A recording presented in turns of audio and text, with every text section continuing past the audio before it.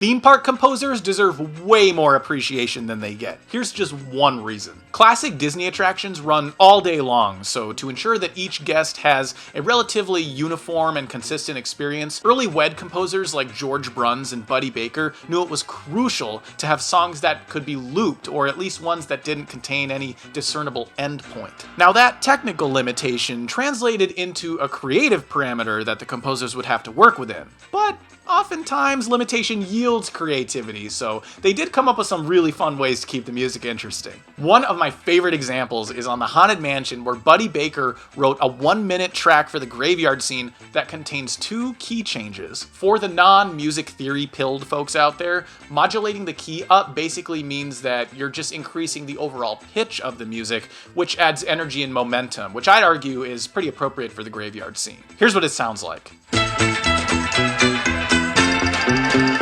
But of course, we've established that the song has to be looped, which means the music has to get back down into the original key somehow so it can start over again. So what did Buddy Baker do to solve this little problem that he created? Well,